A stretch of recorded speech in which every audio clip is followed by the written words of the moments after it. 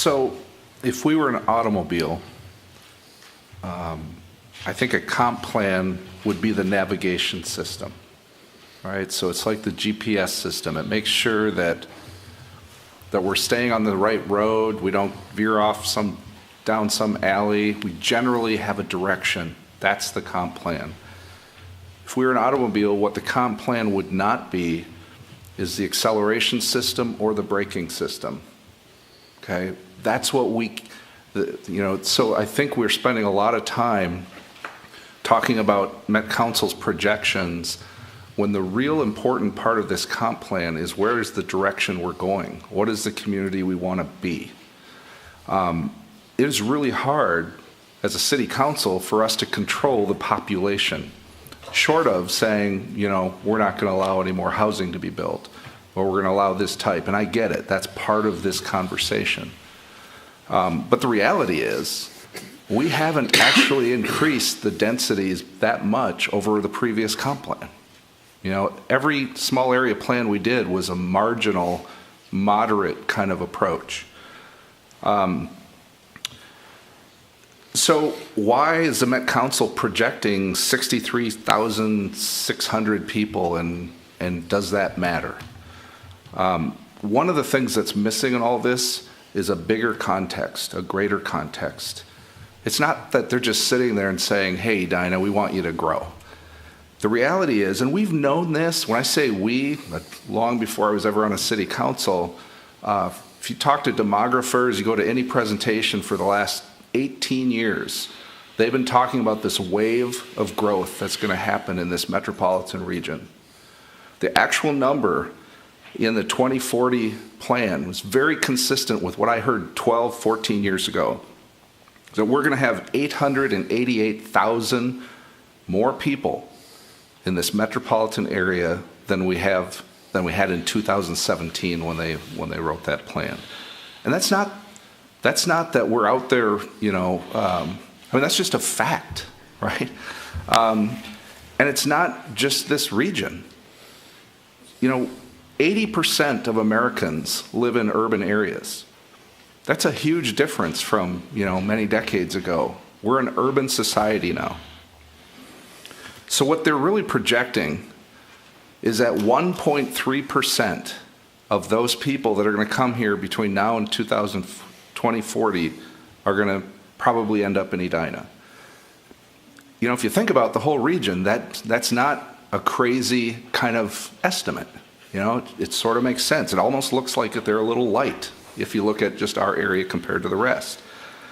But the fact is, we can't control that. If you think about from where we're sitting today, that's another 11,000, a little over 11,000 folks moving here. That's about 10%. The number, all the numbers have been talked about tonight. It's about 10% per decade growth. I look back at the last 13 decades in Edina. Only 4 of them had less growth than that. Okay. Now, granted, we were growing from wheat fields, right? Today, we're growing from fallow parking lots and old office buildings and retail that's never going to be the same. But it's growth all the same. Thank you. The other thing that's interesting, if you read the documents from Greater MSP, this isn't just about a bunch of people moving into metropolitan areas. This is about economic competitiveness as well, as a region. And right now, according to Greater MSP, there's a labor force shortage of 62,000 people in the mid to high level, skill level workers. And that number's growing. So if you think about this from a regional perspective, there is a big need for those young and talented workers to move here. And Edina will have to do our part. They're going to want to be living in areas like this. So how do we make that happen? Do we want that to happen? That's really the issue. What are the ramifications if it doesn't happen? If we just say, we're not going to grow, let everyone else take them. There's been a lot of chatter about the city council, like these 5 people are actually driving these numbers. I want to be very clear about something here tonight. I've attended a few meetings as this comp plan has gone along. Certainly, we've all received updates from the Planning Commission as this process has gone along. I just finished reading the final page of this plan this morning at 10 a.m. Okay? It takes a long time, 423 pages. Really good, though. 145 residents of our community were actively involved in writing this document. Well over 2 years, all led by the Planning Commission. I can't even begin to thank all of those people for the immense amount of time and effort and passion that was put into this. It's actually 179 public meetings, because no one's counting the Planning Commission meeting that happened a couple weeks ago. I ran for city council because of this comp plan. And it's not because I wanted to control one item or any item in the plan. In fact, I'm very proud of the fact that I haven't inserted one thing into this plan. I ran because I wanted to make sure that there was a robust community effort and to look forward, to look into the future and face that future, not pretend something's not going to happen because it feels uncomfortable. This is really uncomfortable. Growth is uncomfortable, especially the pace that's being projected out there. But I'm not sure we can stop the regional growth that's happening. What we can do is figure out how it's going to work in our community. What parameters can we put on that? And that's a good discussion that we need to have.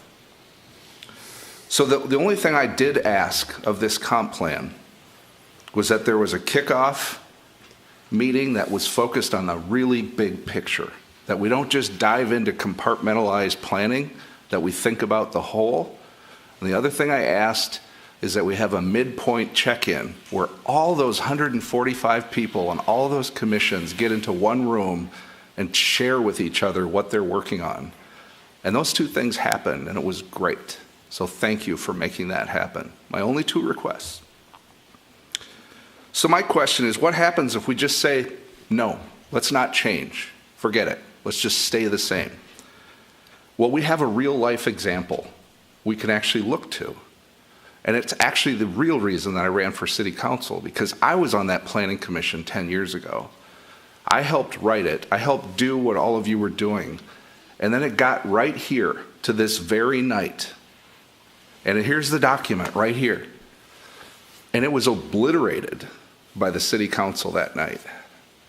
And it was really 2 council members. And it really makes me wonder, now that I'm seeing, how this works from this side, I get it a little bit better. I'm a little more forgiving, by the way. So the question is, it's interesting. So this is the edited version from that council session and many after that. And it might be good to know that they did reduce the population projection in 2008. They reduced it by 1,500. And that's great. Hopefully it made people feel great. But we blew past it, right? Because you can change that number. You can make the number whatever you want. It's just a projection.